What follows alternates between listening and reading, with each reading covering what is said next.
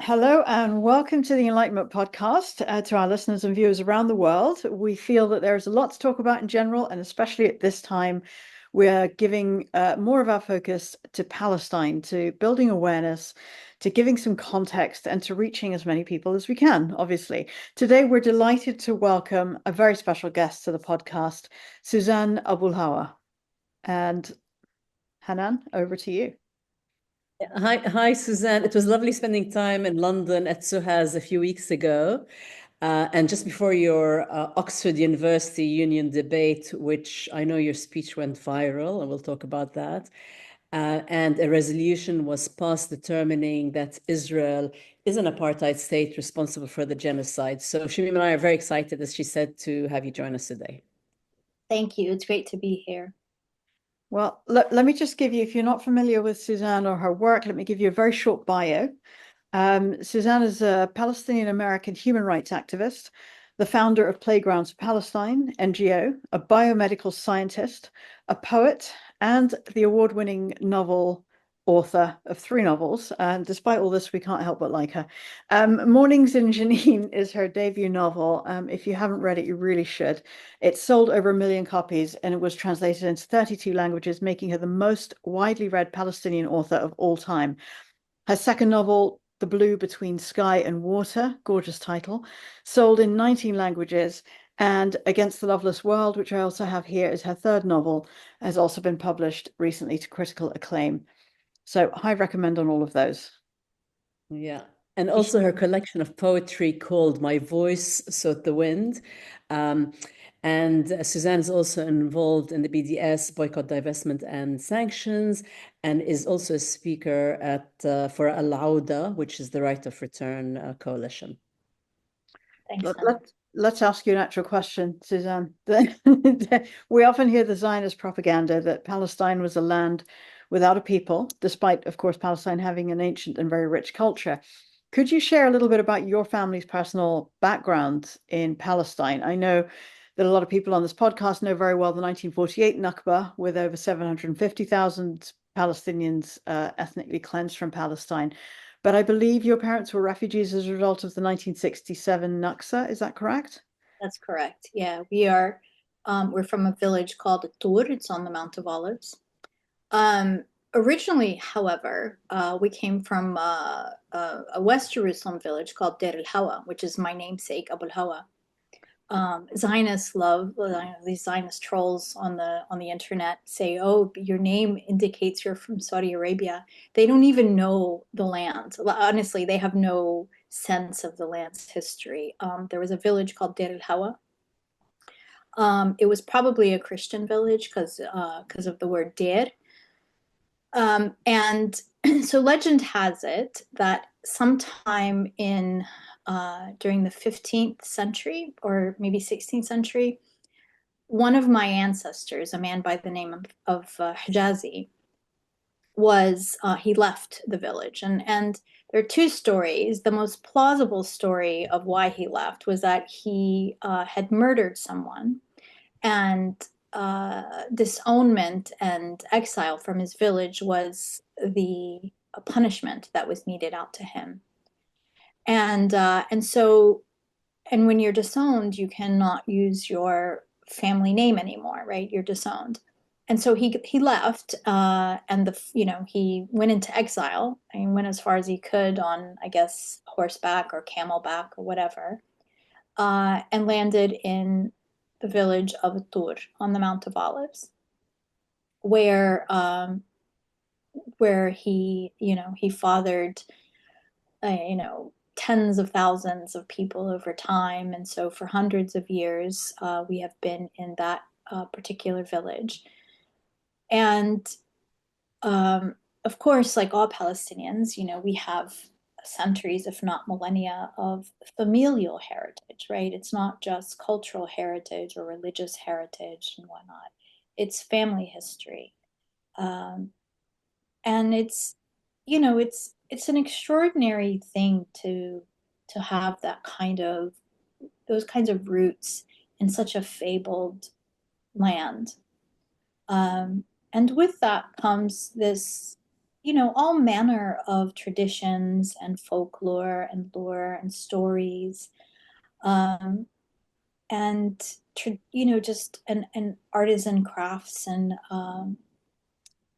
just songs and food and culinary traditions like various foraging, harvests, etc.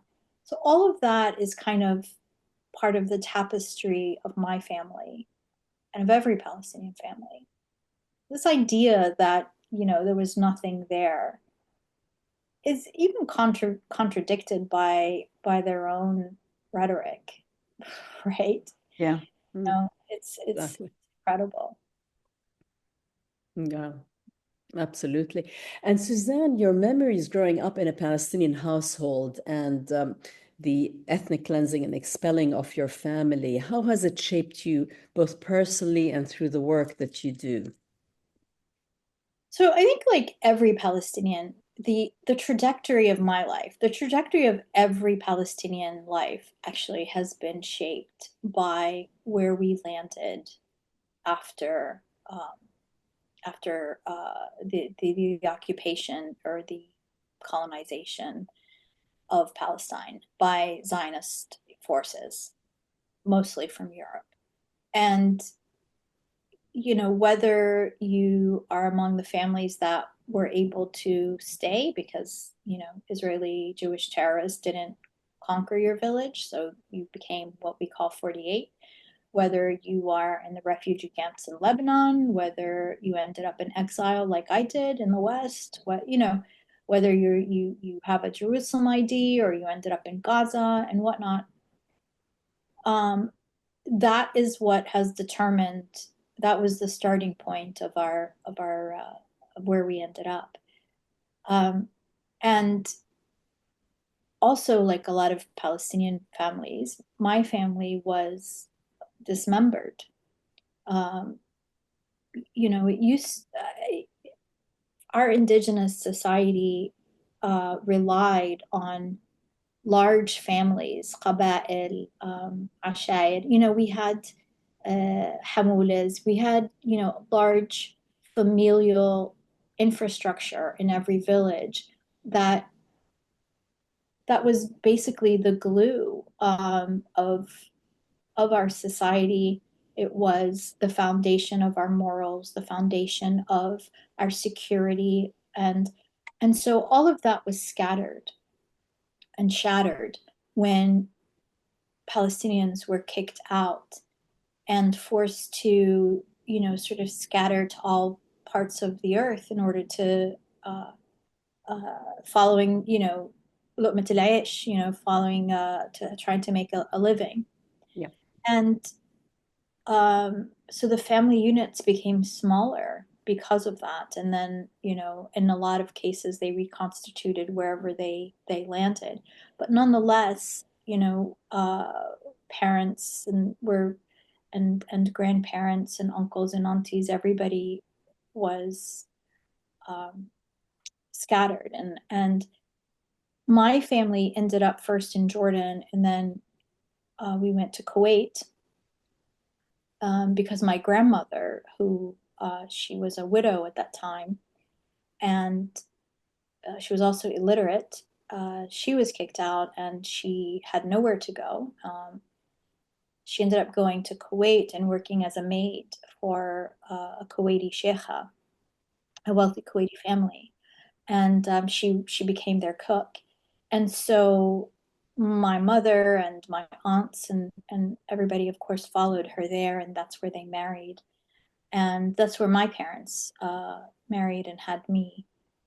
So I was born in Kuwait. And, again, everybody's sort of going in different directions, trying to find a job, trying to make a living. And I ended up in the US at one point. I was in Jerusalem, I was in Jordan, of course, in Kuwait. So I grew up in all of these places, various places.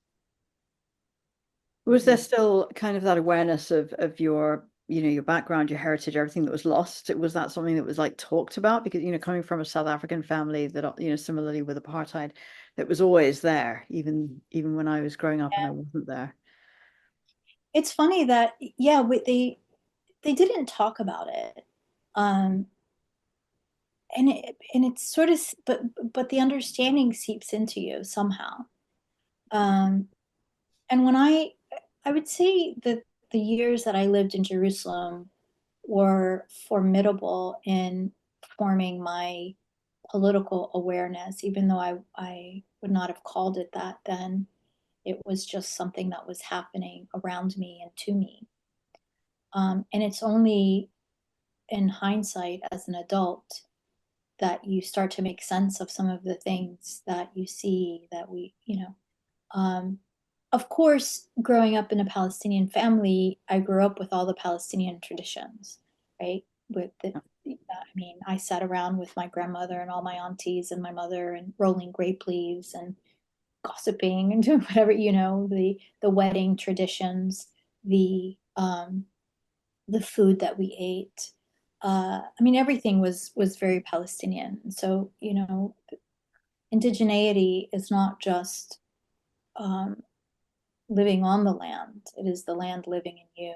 It is living in everything that you do, and the way you speak, your dialect, your the food you eat, the way you dance, the songs you sing, the things you inherit, the stories. And so, of course, all of that was part of my upbringing. But also, I know that a lot of it was lost as well. Like, for example, my grandmother, and I think every Palestinian family has this.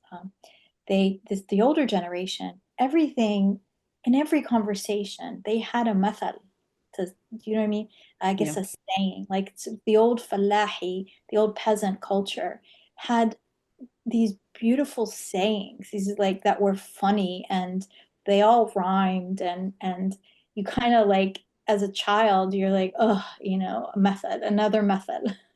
Yeah. But I just remember a few of them, and I regret that was lost. Because my grandmother was this treasure. She was a walking amthal, she was a walking encyclopedia of peasant Palestinian sayings. Um, so, but yeah, that's so there's just a lot of the things that I remember. There were a lot of bad things too that I remember living in Jerusalem. As you know, I lived in an orphanage, and Yeah. From 10 to 13, right? yeah. So it would have been 1980 to 1983. It was before the Intifada, but even though people think of the Intifada as having started in 1987, in fact, there were years before that. There was a lot of political activity, and I remember it sort of as a child, kind of on the periphery, not really understanding what was happening, but I do now. For example, I remember Ayam Drab, like general strikes, and everything would shut down, all the shopkeepers, the merchants, and schools. And so all the older girls in the orphanage would leave classes, and we just followed, like, yay, no day of school, whatever. But inevitably, the Jesh, the Israeli military, would come in and try and force people to go back to classes, force shopkeepers to open, and whatnot. And I witnessed, we all did, a lot of violence in them coming into the schools, and it wasn't against, we were kids, we were the younger ones, but we watched the older girls get brutalized, get beaten, get dragged away. So that was one element of, these things happening around you that you don't necessarily understand. Although you have a big picture of it, right? The Israelis are bad. These people in uniforms are bad people, and you avoid them. And there's another memory that was kind of seared in my mind. Uh, I just narrated it recently in an interview I did, but I've never really talked about it much. There was this one moment. There was a couple, right? One was I got kicked out of a public pool. My cousins had taken me to a public pool in Jerusalem. There were, it was Jews, Arabs, whatever. And I was wearing a bathing suit, and I guess that's unusual for Arab girls to wear a bathing suit. I mean, I was little, and the girls in the pool thought I was Jewish. And I was playing with them, and then they realized, as soon as they realized, it didn't take long, as soon as they realized I was Arab, they started splashing and yelling at me and cursing and telling me to get out of the pool. And I left in tears, and my cousin, I didn't know what they were saying. And my cousins told me, they were just racial slurs and whatnot. Wow. But there was a more traumatizing moment when, and again, these are just such minor things, right? But they speak to the larger brutalization of very much so. society. Mm-hmm. My cousins came to get me from the orphanage, because we could go, we could leave on holidays and weekends and whatnot. And I had aunts and uncles in Jerusalem where I went and stayed with them on weekends and holidays. And my uncles, my two of my cousins came to get me on some occasion. And as we were walking, going to the bus station, a group of soldiers stopped us, and they pulled us into a kind of alley, not an alley, but it was like it was enclosed. It was just kind of a carve out, and I don't know where, honestly. I can't remember exactly where it was. I just remember we were on our way. And I could still see people walking by, and presumably people could see us, but the soldiers were around us, and they made my two cousins, they were boys. I was maybe 11. I think they were 13 or 14. They made them sit across from each other and told them, they were asking, "Where are you going?" Blah, blah, blah. And they told them, they were all speaking in Hebrew. My cousins could speak Hebrew. I didn't. But so I gathered the conversation later. But they told them that they would let us pass only if they each got a goal. And what they meant by goal was for them to spit in each other's mouths, if, Oh my God. come across each other. And so at first, they weren't doing it, and they were smacking them around, and then, they started crying, and eventually they succeeded, and they were instructing them, like, no, like this, they were telling them how to do it. And so then they would do it, and finally they succeeded, and the soldiers would yell, "Goal," yay. They were laughing about it. I peed my pants. Oh, shame. I was terrified, and they were crying, and they kept looking over at me, and I understood that. I understand that now as an adult, that I was witnessing their humiliation, and I think that was the worst part for them. And so when they finally let us go, they said nothing on the bus ride. Nothing was said. I was terrified to open my mouth. They were terrified to open their mouths. They were too humiliated. And on the way back, when we got off the bus and were walking to their house, they started smacking me around, right? Like just yelling at me, like, "Stupid, this is all your fault." And it was like they, shit rolls downhill, I guess. You know what I mean? They were humiliated, they were emasculated, they were brutalized. They had nowhere to go with that shame, nowhere to go with that violence, except at the next easiest target, and that was me. And so this is the psychology that develops. This is from this degradation, this constant humiliation. And they did it for fun. It was just fun. Yeah. And one of the reasons I never really talked about these incidents much, and there are other things, and it's because I almost feel embarrassed, because it's so minor compared to what they do now, what they were doing then too, what they've always done. Yeah. Honestly, I mean, I think even going from Amman to crossing the Allenby to go visit our relatives in Bethlehem, we went through the whole day of being called names, and you have to strip search, which we talked about in a previous episode, and the humiliation and the name calling they did to every Palestinian, and there's nothing you can do except take it and be humiliated and carry on if you're going to want to go to Yeah. visit your homeland, but even though it's not your homeland anymore. So Yeah. I get that. Yeah, I mean, that's real, right? Because they don't want you to go back, and it's very intentional. There was one moment I mean, I have a lot of memories of that strip searching process, which changed over time from the 80s when they didn't have the same kind of surveillance and stuff. Um, and you would just all be naked in this one room. And then I just have this memory of them dumping all of our shoes on the ground, and then we sort of all, scrambling and try and find our shoes. And I remember as a child thinking, "Oh shit, and somebody's gonna steal my shoes," like I gotta find my shoes. Yeah. But there was a moment when I was detained at the checkpoint in Bethlehem, and they put me in one of those zanzanas. Mm. And I had to strip search. I just strip searched alone. It was like this metal sort of, how would you describe a zanzana? It's like a vault, right? Yeah, it is. But it's see-through as well, right? Yeah, because there's a window. Right. There's a window where they can see you, but you can't see them. No. And they're instructing you, they're talking to you, so they know you're watching. Anyway, so I took my clothes off, uh, and it was winter, and I hadn't shaved my legs, and so I had hairy legs. And they just were just laughing, like, "Oh, dirty Arabs, you don't shave your legs, disgusting," stuff like that. And then male soldiers came in while I was naked. Mm. And so they do stuff like that. They comment on your body. Eh, yeah. It's control and intimidation, really, and humiliation at the same time. Yeah. So, Shamim, I know you had a Yeah, question. no. It's just appalling. You know what to say, but I thank you for sharing these. You say that they're small incidents. They're not at the time, and they do remain in your memory so many decades later. And I think everybody can relate to that, to tiny little things that have happened that have really, and magnify that by hundreds of times for what people are going through day in, day out.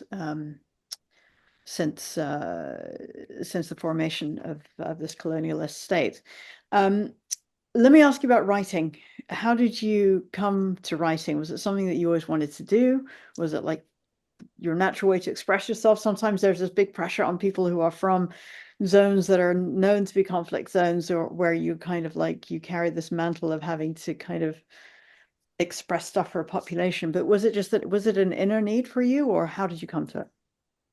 No, I actually never even imagined that I was a writer, that I even could write, or that there was anything in me uh, that loved doing that even. Um, I come from a family, unlike a lot of, current Palestinian writers who come from the kind of more urban families who have a tradition of intellectual pursuits. And I came from a peasant family. We were, my family's um, uh, illiterate mostly. Like my mom went to trade school and my dad didn't finish. I think barely ninth grade. We didn't have books growing up or anything of the sort. In hindsight, I can see a lot of behavior that indicated I was interested in writing. Like I wrote poetry. I wrote Arabic poetry when I was a child. Yeah. And I'll tell you a funny story in a minute. But um, I, and also like the idea of being a writer was not, it was not on the menu of possibilities for me. I, being how Palestinian families are, there's only three professions in the world that are worthwhile. You're like doctora, you're a lawyer or an engineer. It's like this three professions that carry any weight in the peasant, class that I come from. And so I was going to go to medical school just to prove something, to prove that I was smart, to prove that I was worthy. Um, and and I did. I ended up going into science and biomedical science, and I worked as a researcher for a drug company. And it was the second Intifada that sort of spurred me to start writing first letters to the editor to try and correct the record and what I knew were lies, what I knew were distortions of reality. And that sort of graduated into essay writing, and I was surprised that various outlets were asking me to submit more, and I applied for some writing grant, and I got the highest level of it. So it was so I started to feel like, oh wow, maybe I can do this. And I got a letter from Hanan Ashrawi once. She had read something I had written, and it was a very short email. She said, I just read this piece. It's really I forget exactly what she called, but she said, it sounds like you can write a first rate narrative. Have you thought about it? And I'm like, oh, here's Hanan Ashrawi thinks I'm a good writer. She thinks I can write a narrative. And so that was pivotal in my sort of confidence in my psyche. And of course, Edward Said always kind of lamented the lack of Palestinian presence in literature, in Western literature. I mean, there's plenty of Palestinian literature and Arabic literature, but in Western narratives. Mm.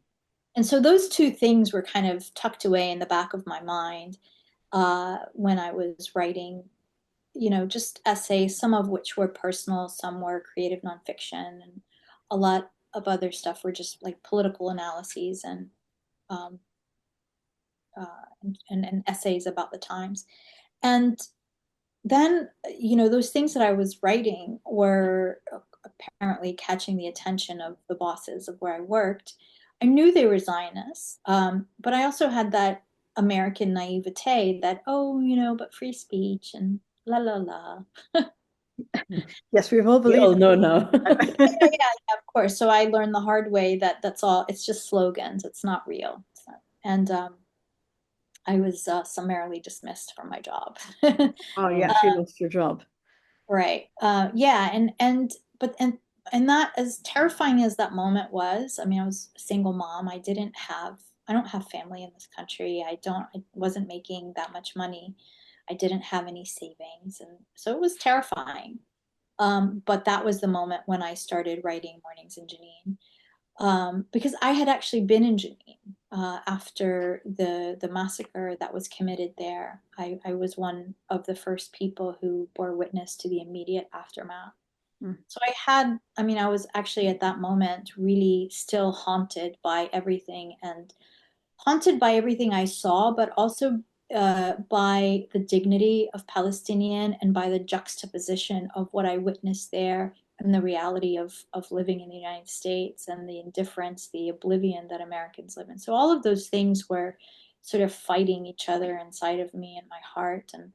Um, and uh, I don't know what made me think I could do this, right? I think about this a lot. Like, what the hell made me think I was going to be able to write a novel? But very strangely, like, I just didn't have a doubt. I didn't have a doubt not only that I was going to write a novel, but that it was going to be a meaningful. Uh, and I don't know how that got in my head. I don't know where the confidence came from. And there was certainly like more than a lot of setbacks and a lot of messages, indicating exactly the opposite. But I kept at it. I went into extraordinary debt. I borrowed money left and right, and I still kept going. It was kind of like, in a way, reckless, especially as a single mom. Um, but and I got all and finally, when I finished writing it, I got all, like, just so many rejection letters. Um, but eventually, I mean, the story of how, I mean, it's, beyond the purview of this call maybe, but it did get published. It did get translated, and it became what it became. It kind of took on its own life, and um, yeah, and so it did awaken in me something that I recognized had always been there. So it's only in hindsight that I remember these stories of from a young age where I I probably was always a writer. Um, one is like what I told you. I used to write Arabic poetry. Yeah. And as a child, like first, as soon as I started learning to read and write Arabic, like first, second grade, there's a funny story when like I had a crush on our the neighbor across the hall from us in the apartment building where we lived. His name was Kamad. He was older. I was like, 7 years old or something. He was probably 18, but I just watched him, from the balcony. And whenever he would come, I would just stand at the door. I knew he was coming up the stairs because I would watch for him from the balcony. And when he was coming up the stairs, I would open our front door and say, "I hate you, Kamad," and I would slam the door.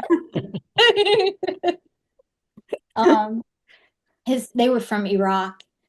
Sadly, Kamal, I heard later he was actually killed in the Iran-Iraq war, but that's another story. But anyway, so I wrote this love letter to Kamal, right? It's a secret thing. I was never going to give it to him, but I wrote a love letter to him. But my uncle Jamal, who also lived with us, by the way, this was like a 2-bedroom apartment. We were like 10 people living. Yeah.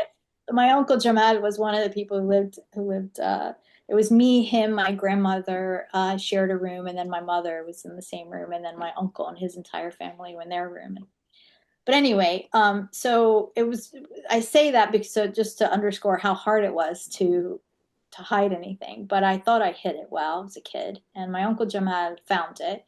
And he and my other uncle, my uncle Muhammad, were like, "Oh, Susie's in love," and they were just poking fun of me. I was mortified and and humiliated, and I was so embarrassed. But I found out later that my uncle Jamal had taken that letter, changed it a little bit, and gave it to his girlfriend. Oh, wow. So it was good. So it must have been very good, huh? Right. So at 7 years old, I wrote a love letter that was worthy of Being adults. copied. There you go. Well, obviously that was the clue that you had a big career in literature ahead of you. There you go. And I love the fact that Hanan Ashrawi was she is a role model, and how she encouraged you and Yeah. found the talent in you to give you that confidence to kind of go after something that, she believed in you as well. I think that's really important, which brings me to representation, because Shamim and I are very big on representation. In general, why do you think, Suzanne, that it's crucial, especially for Palestinians, to have representation through poetry, novels, and why do stories matter, and especially now more than ever as Palestinians? It's like any other place, any other society. The only people who really understand the society are the people who are from it, the people who grew up in it, the people Yeah. who know every nook and cranny of the traditions, of the way we speak, of the way we talk, of what it means when we act a certain way. You know what I mean? Um, these are the nuances of our society that should only be conveyed by us. Yeah. And yet, for decades, our lives have been presented to the world through the filters of people who hate us, who hold our lives in contempt, and who don't understand us at all. Mm. Certainly don't speak our language. And it's really incredible that those have been the defining noise, or I should say, about our lives. And so it has, and that's only, of course, I'm going to say in Western languages and non-Arabic languages. But Yeah. because so many of us live in a diaspora, not having these distorted views of who we are did affect people. And so it has only really been in the last couple of decades that there has been an emergence of Palestinian writers and filmmakers who have the ability to represent Palestinian heritage within the context of these host countries or host societies. So, having lived in the United States most of my life at this point, I understand the language. I have a command of English. I have a command of of Palestinian society. And so I was able to sort of bridge that gap in representation. Not so much for Western audiences, although that is a great byproduct for people to meet us on our own terms, to visit us and to see our humanity in what we produce, not what others produce about us. But the more important audience are Palestinians themselves, Yeah. especially younger generations, who should not be subjected to misrepresentations of their identities and who they are. Popular culture has intentionally and largely by Zionist influence, whether it's in Hollywood or mass media, publishing houses and films, and so forth, have purposefully represented this very distorted, dehumanizing, degrading image of who we are. And it's been very reductive.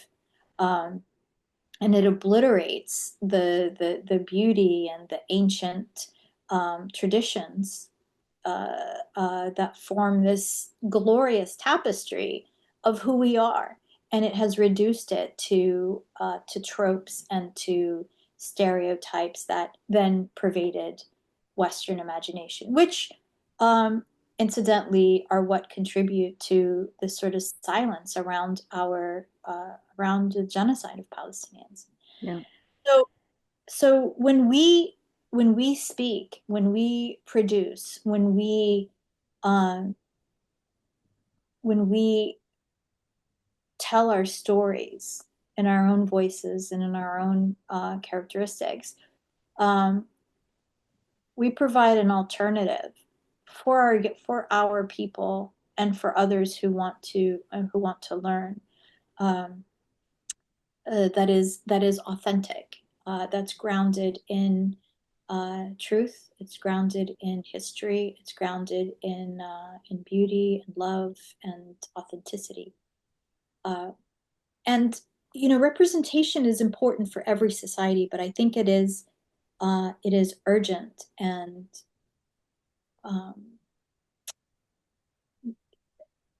yeah, just an exigent even for us, because we are quite literally being wiped off the face of the earth.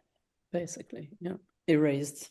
Yeah, and it becomes a way of staking our claim in this world, regardless of what happens to us. We are here. We have been here for millennia, and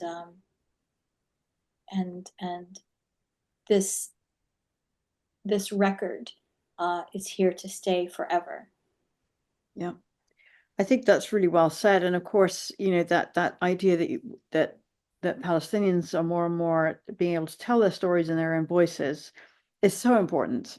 But the truth is that, you told that story about losing your job, writing certain things. We're seeing a lot more censorship. Certainly my Facebook and Instagram got deleted a couple of weeks ago, after 15 years. And I think it's purely political, it felt.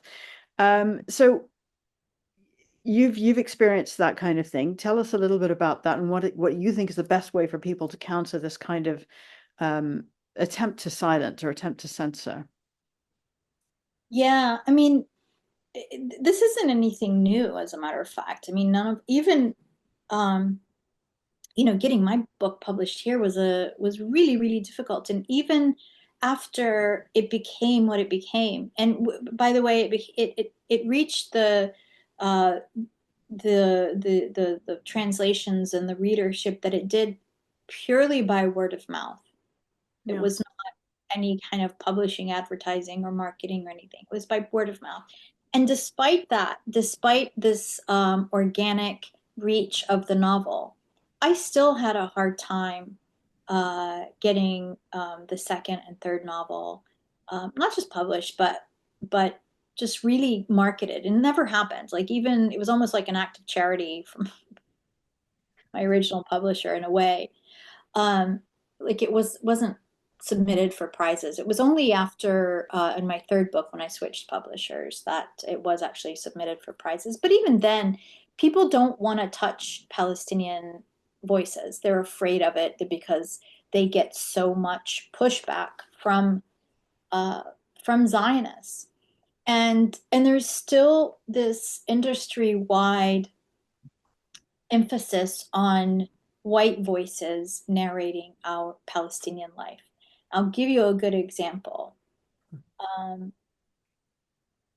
And I actually have not talked about this before, not publicly anyway, but the year that I submitted my book, the year that my third book actually was published, Against the Loveless World, is the same year that this book by Colin McCann called Paragon was published.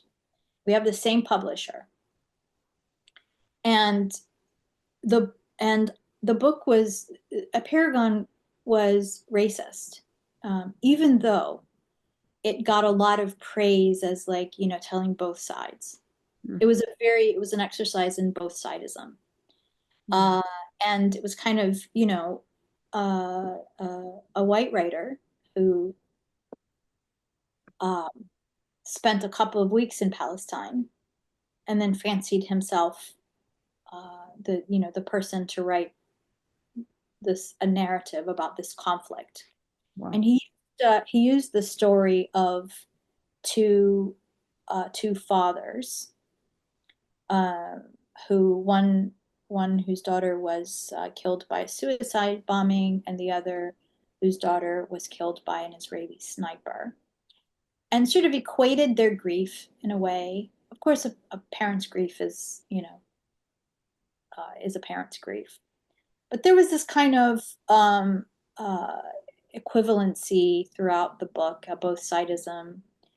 It had this really weird kind of structure that, in order to correspond to 1001 Nights, I mean, how cliche.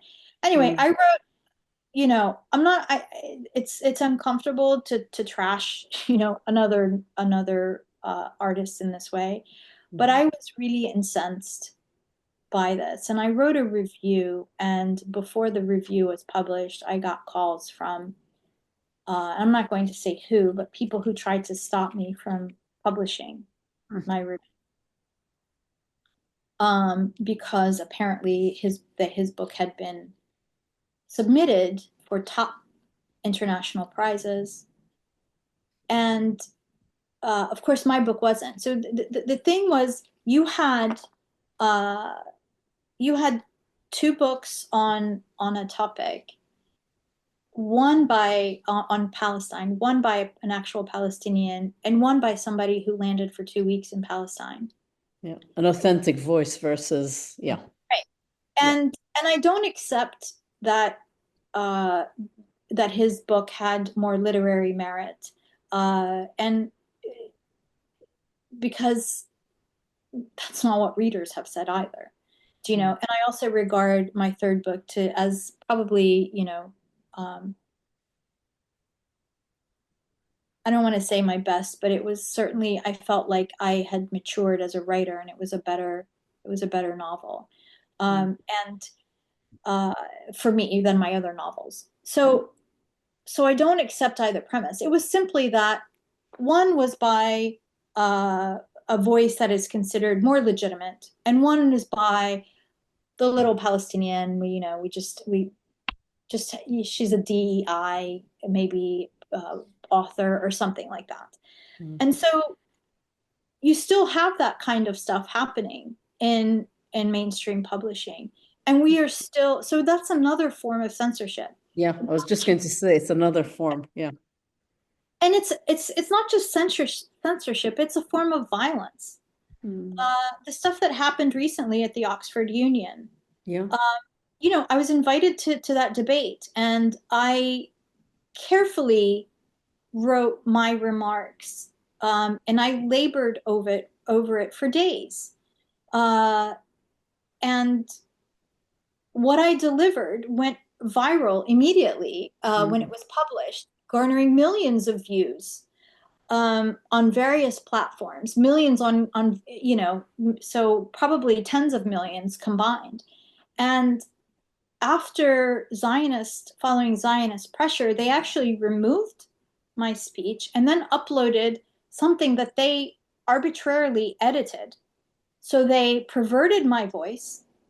They altered the historic record in a way that was politically motivated, completely unethical. And it was simply just bowing to Zionist bullying.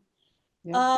And so yes, and this is an institution that claims to be a bastion of free speech and an open debate and public discourse. Mm. So yeah, so the layers of censorship are huge, and it is a form of violence. It's offensive. It's deeply offensive to me as a writer. Yeah, and I think that's why, Suzanne, more and more, especially younger Jewish people, are speaking out and distancing themselves from the Zionist project and Zionism and the racist ideology of Zionism and the censorship that they're using on voices all across. So we, on the one hand, we see a shift. It's still small, but on the other hand, it's still there, the censorship, and it's growing. So how can we change the censorship of Palestinian narrative? I mean, so first of all, I think, to your earlier point about the shifting attitudes among Jews, I think it's really important for Jewish communities throughout the West in particular to struggle against Zionism, to free themselves from it, to free their own societies from this genocidal cancer that is infecting their lives as much as it is victimizing us. But that's not my battle. That's theirs. The thing with censorship is that there's no magic tool that you use to end it. The realities are what they are. For me as a Palestinian, I just continue to write. I continue to speak. And I think it's really important to do that without apology and because there's also a level of self-censorship. There's a lot of internalized racism and an internalized fear that you see a lot of prominent Palestinians as well, and some Palestinian institutions that I have butted heads with in the past, because they see themselves as the frontline defense against anti-Semitism. And like, why? Like, what? It's this sort of knee-jerk reaction that we have to condemn anti-Semitism, we have to do this. That's not our fight. That's not my fight, frankly. Of course we condemn it, but I don't have to at every turn say yes, in the same way that I don't have to at every turn say yes, I'm anti-racist, I'm anti, that's not that's true, but that's not that's frankly that should not be, we should not be the first line of defense against that, and I reject that. And I think we just need to speak our truth. We need to speak our lived reality. And we are being brutalized. We are being genocided. We are being erased and oppressed and humiliated and degraded and reduced and robbed by the most powerful forces in the world on our planet. And we're still fighting back. That's a lot to be proud of, frankly. That we are undefeated despite everything that they have done. We remain undefeated, and I take a great deal of inspiration, a great deal of pride from that fact, from our people who continue to be resourceful, to find hope and to find optimism. And yeah, we continue to do what we're doing, and I think it's really important that we not succumb to despair. There's a lot to despair recently, and there's a lot to feel anguished about.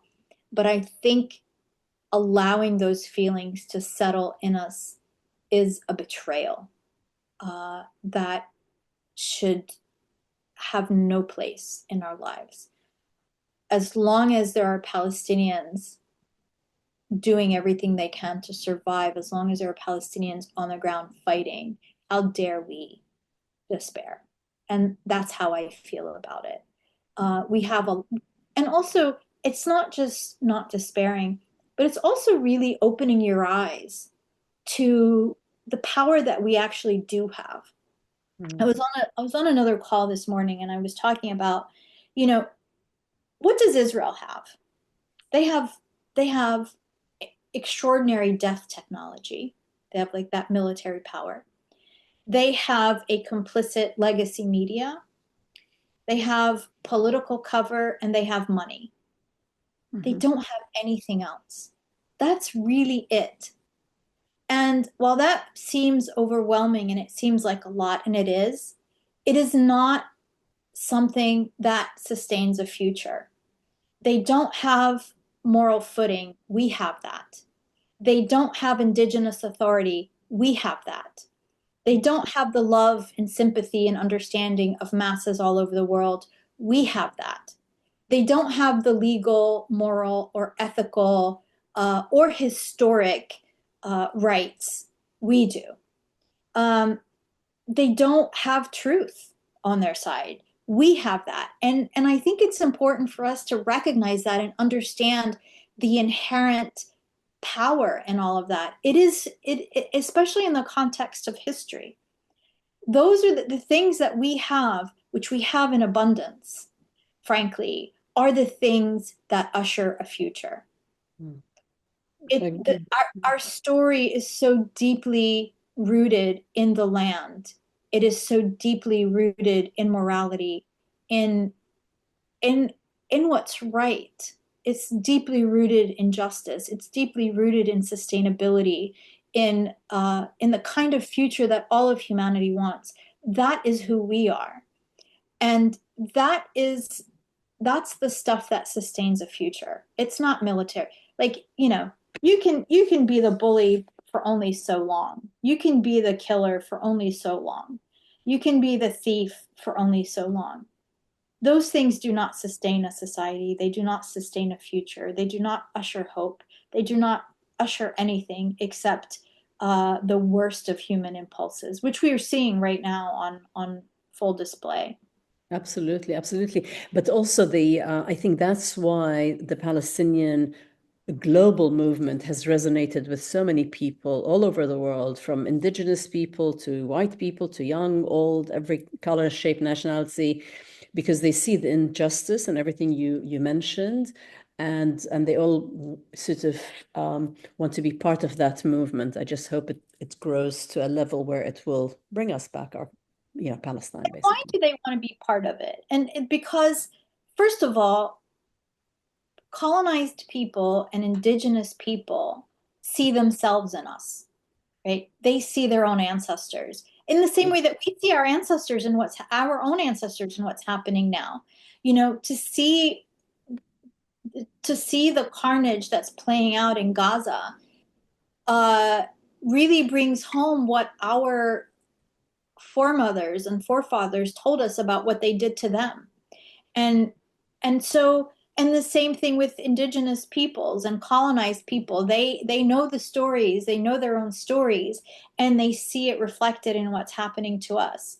So that's one thing. And I think for masses in the West, for white people in particular, I think most masses are guided by their conscience, by a sense of morality. Even and which is the reason why I think, the media works so hard to manipulate public imagination, because the masses really do believe in justice. They really do want a better future. They don't want wars. They don't want this endless horrors on this planet.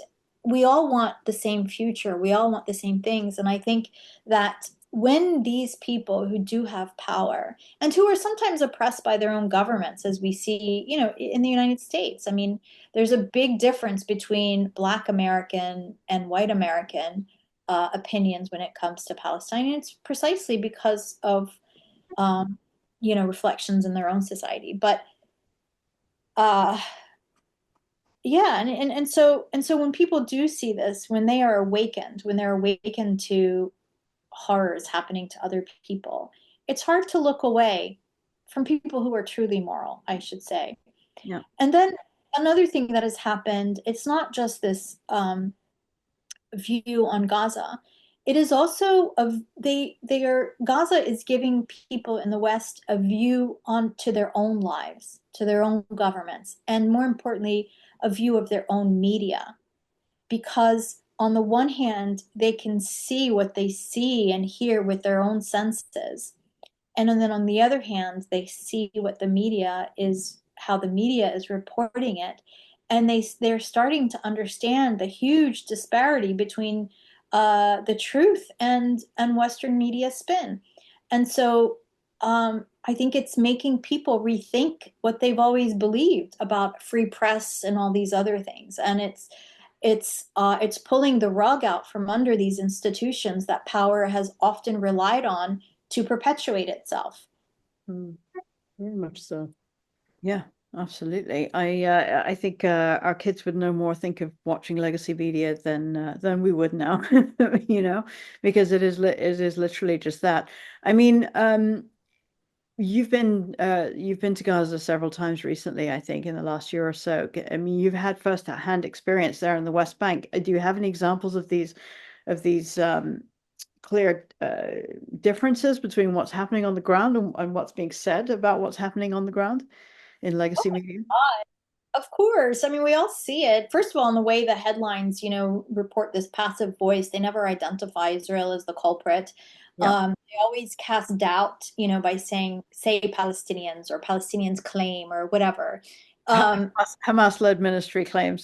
Yeah. So all of this really cynical abuse of language to manipulate people into thinking that, oh, maybe what I saw and heard wasn't real. You know what I mean? But it's also, it's not just the framing, but it's the omission that I think is more insidious.